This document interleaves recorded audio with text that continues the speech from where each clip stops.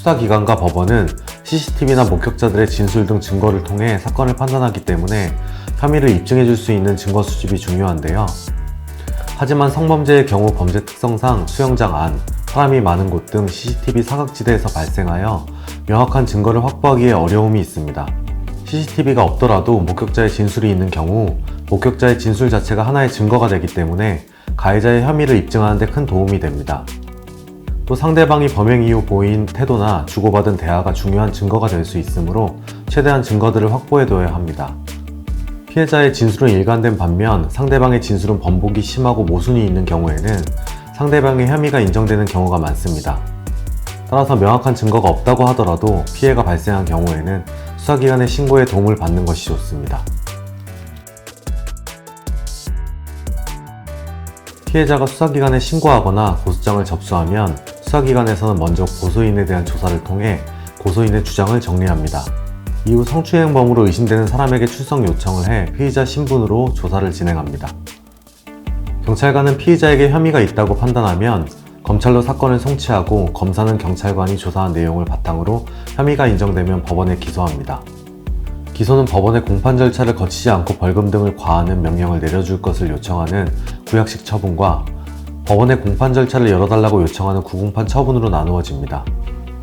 검사는 범죄가 중한 경우 구공판 처분을 하고 기소 이후 피의자는 피고인 신분이 돼 법정에서 재판받게 됩니다. 워터파크처럼 사람들이 밀집해 있는 장소에서 성추행 사건이 발생했을 때 폭행이나 협박이 있었는지에 따라 적용되는 죄명이 달라집니다. 폭행, 협박이 있었다면 형법에서 규정하고 있는 강제추행죄가 적용되고 없었다면 성폭력 처벌법에서 규정하고 있는 공중밀집 장소에서의 추행죄가 적용됩니다. 다만 대법원은 기습추행의 경우에도 강제추행으로 인정하고 상대방의 의사에 반하는 유형력의 행사가 있기만 하면 그 힘의 대소강약을 불문하는 것으로 해석하고 있습니다.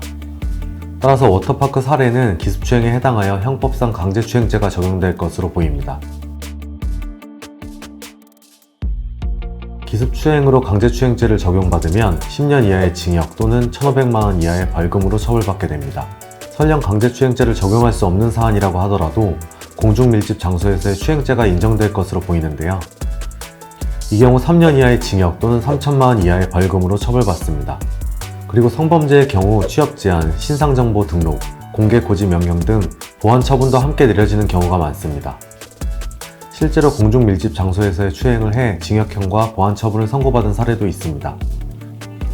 피고인 A씨는 버스 안에서 승객이 많아 혼잡한 틈을 이용해 피해자 B씨의 등 뒤에 몸을 밀착한 후 중요 부위를 피해자 엉덩이 부위에 접촉하는 등의 방법으로 추행했는데요. 동일한 방식으로 추행당한 피해자는 B씨 외에도 여러 명이 더 있었고 조사 과정에서 A씨에게 동종 범죄 전력이 있다는 점을 확인했습니다.